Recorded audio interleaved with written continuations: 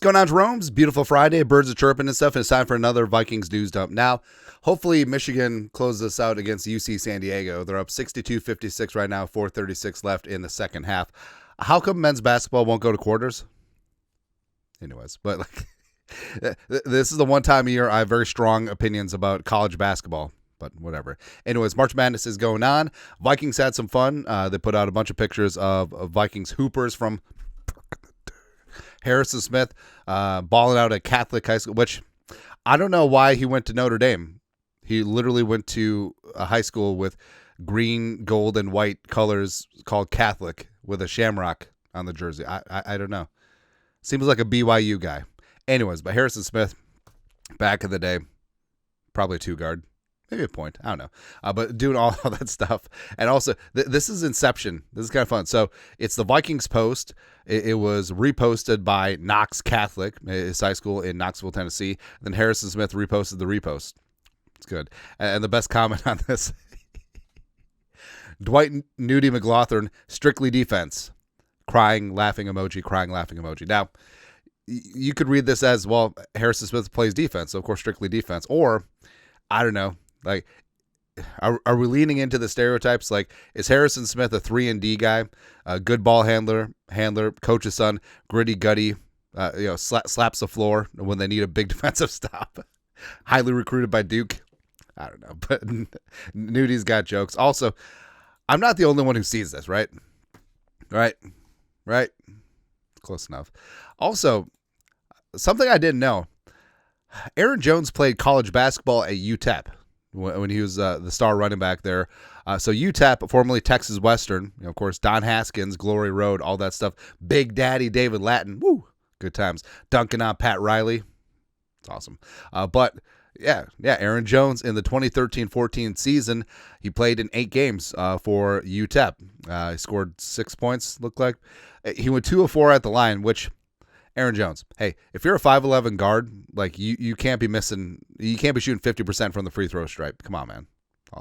Didn't even take a 3. Like, if I'm Aaron Jones, this is more for fun, a little bit of winter cardio. I'm just running and gunning. Like, he's probably got in at the end of games when it was one-sided either way. Just go out there, fire it, like, look like Steph Curry, look like just be completely unconscious. Like, shoot like James Harden, and like this is an and one mixtape video. It'd be good. Just get after things, man. But Aaron Jones, who knew? Kind of crazy. Also, so I love when there are reunions going on because well, first off, Ryan Kelly and Will Fries from the Colts. That's obvious. But remember, Ryan Kelly and Jonathan Allen both attended the University of Alabama. Roll Tide, and they're reunited. And I feel so good. Plus, Ryan Kelly at center, Jonathan Allen at defensive tackle. It feels like they've probably bumped heads a time or two in practices from back in the day. But also another connection, Rondale Moore, former Arizona Cardinal, second-round pick back in the day, coming up here to the great state of Minnesota. Another player who came from Arizona and was also a second-round pick from back in the day, came up to the great state of Minnesota, Byron Murphy. He tweeted out, "My brother, handshaking emoji, we are back." Rock emoji. Love to see that. So, also, I'm sure that they had a couple battles in practice from back in the day, too. Murph working the slot. Rondale Moore, primarily slot receiver. It's good times. Also good times. Byron Murphy Jr. Catching some rays. Tropical undisclosed location. Good to see. But more my speed of a vacation. So, my wife has said this about me, too. Like, I can't sit still, like, on a vacation. Like, I don't know, like... I know everyone wants to be toes in the water, ass in the sand, margarita in your hand, all that stuff. I can do that for like a day, and then I just get like batty. Like I feel like I feel like you were all witnesses to my sickness. Get up, come on, get down with the sickness. Like, I'm really lucky that this channel has people watching it because I feel like it's become such a part of me, you know, and. We're getting reps in for what? Like, what's the next step? I don't know. I don't even want to grow the channel. I like the channel the size that it is. You know what I mean? But just researching stuff, talking-ish, using the pipes every single day, it's kind of fun. Like, I can't not do it. You know what I mean? But anyways, although the wife and I have structured vacations where it's a lot like, we map out like culinary locations, especially if they're Top Chef restaurants around the city that we're visiting. So like when we went to Chicago during the season, we specifically made reservations for Fabio Viviano, Top Chef favorite, his restaurant in Chicago called Siena Tavern. It's fantastic. like the wife still dreams about that gnocchi. I feel like sometimes she dreams about that gnocchi more than me. It's okay. Yeah. But Najee Thompson also getting after. It's also like therapy. I think I say too much. Najee Thompson, knee is good to go. Special teams ace is back in the place. And apparently he's a bowler. One miss from a 300. I'm sick. Now, if you look, it looks like he didn't strike in the 9th frame, but then he struck out in the 10th. Bring up the wife again. So the wife's family is like from a family of bowlers. It's kind of cool because her uncle beat Pete Weber, the famous guy, a bad boy bowling, in like a tournament from back in the day. And it's kind of cool because bowling is a fun activity because you can get wasted. I swear to God, that's the only reason why people like bowling and golf and darts and curling. That's it. But here I am. So I met her family for the first time, and we went bowling because it's a fun social activity, and they're all like championship caliber bowlers and stuff. And I'm like, I bowled like a 140 back in the day. I could put my 2 fingers in it. Whoa, bowling, and put the spin on it. I thought I was so fancy because I could hook it. Woo! I got crushed by like 200 pins. It happens, man. But Najee Thompson, proud of you, bud. That's right. Also, so I'm proud of is having J.J. McCarthy as my freaking quarterback. Vikes fan page, Vikings guard Will Fries said that he met J.J. McCarthy at the facility prior to his to this interview, and McCarthy was beyond fired up to have Fries to Minnesota. He's got a ton of energy. Playing with him seems like he's got a good routine already. He seems like he's all squared away. Plus, a lot of players from Jordan Mason, Ryan Kelly, even the defensive players, Isaiah Rodgers, have mentioned that J.J. McCarthy reached out to him as soon as they were inked up and the deals were official. So that's fantastic. And he sort of knows this too. As soon as the Viking season ended against the Rams, there was a distinct shift in the tone of J.J. McCarthy's social media posts, notably Instagram stories, where he was very deferential. He was very hyping up his guys throughout the season. As soon as it was over, it's his team. It's absolutely his team, and ingratiating himself to the new free agent signings. I'm sure that he'll do that with the draft picks as well. It's his team, and he'll do that in year 2. He'll do that in year 7. He'll do that in year 15.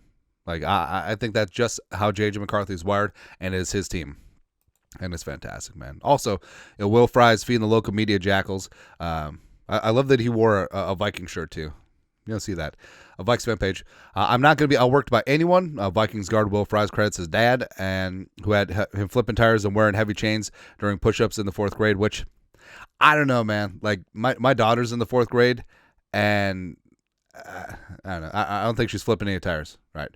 For his consistent work ethic. But Fries is a type of player. So 7th-round pick out of Penn State. And every single season with the Colts, he got better. Right, and that's something that I think is still scalable. I think that we still have not seen his ceiling. I think that he is a Pro Bowl caliber player, potentially an All-Pro. So I, especially in this scheme, especially being flanked by his guy Ryan Kelly as well as Brian frickin' O'Neill on the other side, it's gonna be good to go. Also good to go. Jordan Mason, love this. Kevin Seifert, who's not Carl Gershmidt, new Vikings running back Jordan Mason, when asked how he expects things to work with incumbent Aaron Jones, quote, "I see it working great, when football actually plays out. Some things hit the fan, some things work, so we'll see how it goes." So we're still wondering about the nickname, right? And Butcher and the Boar is good. I still like Morris Day and the Time. I'm leaning in because Morris Day and the MF and Time. Like, read a book. Or watch Jay and Silent Bob Strike Back. It's really good. Or Prince and the Revolution. Why not? Tom Petty and the Heartbreakers. Rest in Power. Also, Rest in Power Prince, too. Morris Day's still around, right? Yeah. But the line of demarcation, the division of labor is going to be pretty simple. Like Jordan Mason, simply was not a pass protector with the 49ers. Plus, he was very limited as a receiver. Aaron Jones is one of the best receiving and pass blocking running backs in the game. So I feel like this will work out, and we already know how it's going to work out. So I think that they could be the best 1-2 punch in the National Football League, and it's going to be good. Also good, Ryan Kelly in like the attic of some Airbnb bungalow. Seaford again. New Vikings center Ryan Kelly said he had a brief conversation with J.J. McCarthy, called him fiery. Again, both use the word fiery, both Ryan Kelly and Will Fries, and added he's got some stuff to him. He hears most of Kelly's answer about blah, blah, blah. So Ryan Kelly, obviously, ready to rock and roll. J.J. McCarthy is excited because Fries and Kelly are going to save his bacon. They're going to protect his ass, make sure that he can do what he do. They're going to run block and make sure that play action is viable. J.J. McCarthy was one of the best play action college football quarterbacks in 2023. And, I mean, this is going to be good. And I feel like if you do have a young developmental quarterback, having a veteran center who can take some of the load off in calling protection as well as just giving him stability up front, that's huge. That's why I do kind of worry about Bradbury and Drake May. But it is what it is. Oh, no. UC San Diego's coming back. They're within a point with 42 ticks left. Maybe J.J. McCarthy would be sad. How can you be sad with Ryan Kelly and Will Fries in front of him? Also, Vikes fan page. According to Doogie Wolfson, he doesn't believe that there's a true urgency to go after a quarterback 2 at this very moment. He mentioned on Score North. The comp pick formula could be a factor in this. They are going to allow J.J. McCarthy every opportunity in training camp to win the quarterback 1 job. I really hate like the qualifying language. Like, how's he going to look bad in spring ball? How's he going to look bad in training camp? He is quarterback 1. He doesn't have to earn it. He is quarterback 1. He's earned it by dint of his work last year, as well as him being a top 10 draft pick. That's exactly what it is. And also his attitude. It's not like he skips practice and skips film work and skips rehab and skips all this stuff. And then they're like, you're still quarterback 1. No, he's earned it by his gravitas in the building. It's ridiculous, man. But yeah, quarterback 2, I mentioned the comp pick formula. And we said, could there be a wink nudge situation going on with Joe Flacco? It's like, hey, we'll sign you up to a $5 million deal after the comp pick window closes. I think it's possible. But either way, Flacco, Tannehill, Jameis. I mean, Jameis would be entertaining, but the number one thing that O'Connell stretches is no turnovers and being accurate over the middle. Jameis is neither of those, but he's funny. Sure. Tannehill could do the job. I still think Flacco makes most sense, especially since Kevin O'Connell and him do have a pre-existing relationship because of being in that 2008 class. So we'll see what happens. I'm good to go with either one of these guys. Or could the Vikings spend one of their limited draft picks on a quarterback in day 3? It's also a possibility. But that's it. That's it. Ooh, Michigan's back up too. Vikings Friday news dump. You guys are the best you know what to do. Skol. Production value.